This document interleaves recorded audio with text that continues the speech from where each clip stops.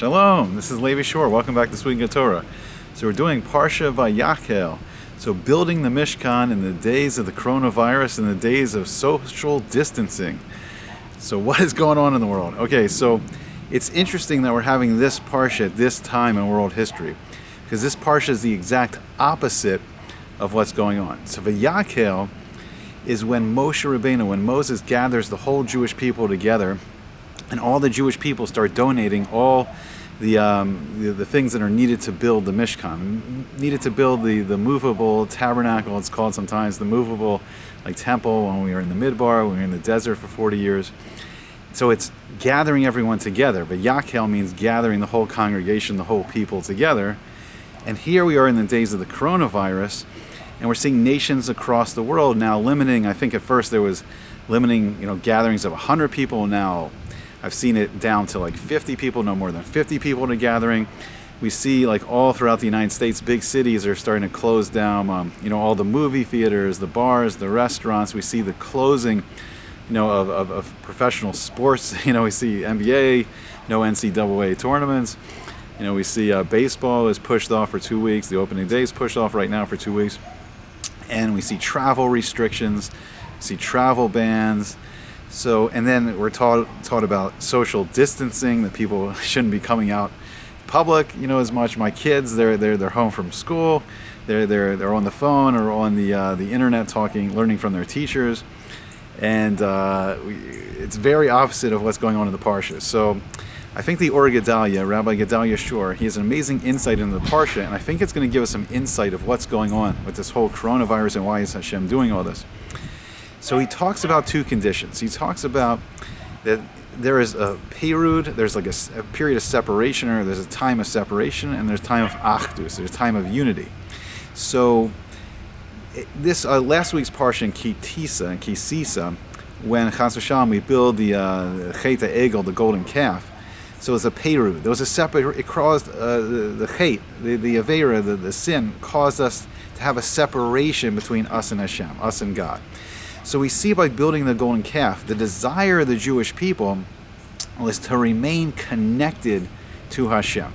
But they were led astray by the Erev Rav, who told them to build this golden calf, and the Jewish people were worried that Moshe Rabbeinu didn't come back down from the 40 days in Shemayim. And they were worried that he had died, and without Moshe, the Jewish people were worried that they wouldn't have this close connection to Hashem anymore, because Moshe Rabbeinu was the greatest Navi, the greatest prophet there ever was, and he spoke to Hashem peh lepeh, face to face, panim al panim, face to face, and they were worried they wouldn't have the separation. So they created something. They created this Chet Egel, and that created actually a perud. It created a separation between us and Hashem, because the Avera separates us from Hashem, whereas the Torah and the mitzvos, they bring us closer. They create an achdus between us and Hashem. Now it's interesting because he also talks about that people can come together. So people can come together to Chas v'Shalom, do something bad, like the Chet Egel, the golden calf.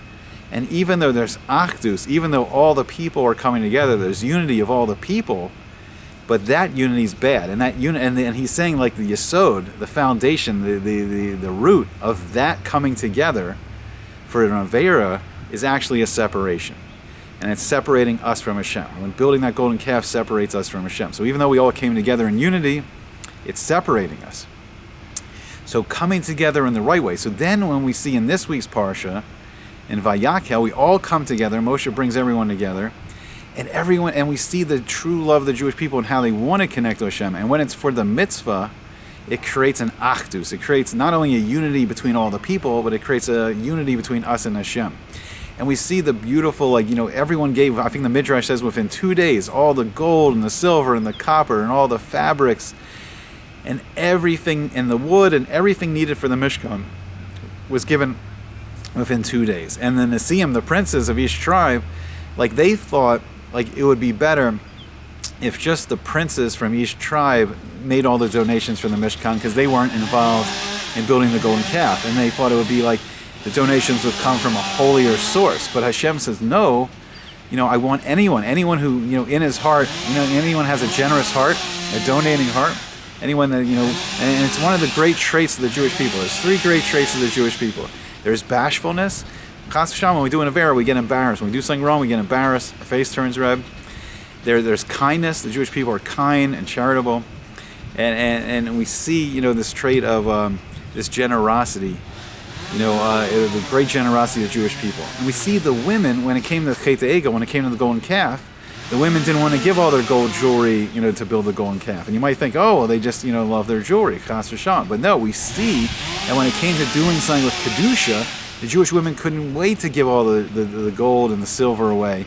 And this proves that they really were holding back their gold because they didn't want to participate in the avera of the golden calf. And we see that really when the opportunity to do something in Kedusha, they gladly gave all the gold, silver, and the gems, everything for building the Mishkan, everything for connecting us to Hashem. So Vayakhel is when we create a unity, we all come together, but when we create that unity to come together to do a mitzvah. So we saw this beautifully in the Siyam HaShas. In the completion of all the Gemara, it takes 7 years, to go through each page of the Gemara. And we saw in New York this year, just a few months ago, a beautiful time where everyone comes together, in unity to do a mitzvah. And we saw the beauty of the Siyam HaShas. And this was on a much greater scale, the biggest scale that you can possibly imagine, building the Mishkan, building the Beis HaMikdash, building the temple. That creates a real connection in the physical world between us and Hashem. So we see the beauty in that. Now, it's interesting. So if we look at what's going on around us with the coronavirus and the days of social distancing, we see that Hashem has shut down all gatherings that are not gathered to connect with Hashem. So all these sporting events and Broadway and the movie theaters and the bars and the restaurants, while it's fun, it's socially fun. It's fun to go to a ball game every once in a while. It's fun to go to a football game or see a play or see a movie.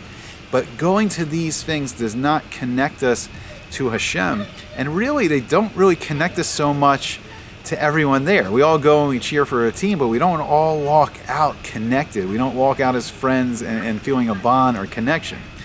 But Vayakhel, but when we come together for a mitzvah, it creates a great bond. It creates a unity between all the people involved in it. And if you've ever been to a great simcha, like a great chas and a great wedding, you feel the bond that's created being there with the other people and all engaged in trying to bring happiness to the chassan and kala, trying to bring happiness to the bride and the groom. And you walk out and you feel closer together. And if you've been involved in a big mitzvah, you know that it creates a bond of unity, not between just us and Hashem, but between everyone that's involved in that mitzvah. So there's two things. So Hashem is breaking everyone away. He's separating everyone. So it's interesting. My kids are home and they're learning with their teachers and the Rebbeim on the phone or like on the internet, through some like conference call. And also gives me and my wife the opportunity to teach them personally, to teach them Torah. We don't always have the opportunity during the day. And it's giving the world an opportunity to bond with their families, to bond with their friends, to take a step back, even though we're separating from each other. It's creating a time that should bring a longing to how we're going to unify with other people. And are we going to unify, just at, events that don't connect us to Hashem? Or is this step back to get to a Vayakhel, to unify, to do something that connects us to Hashem? Okay, so B'ezrat Hashem, may this really be something that's pulling us back, separating us from everyone, to create a greater connection in the Jewish people, and seeing the coming of Mashiach and building that ultimate connection of closeness between the Jewish people and Hashem. I hope you enjoyed it. I hope to see you back again soon on Sweet and Good Torah.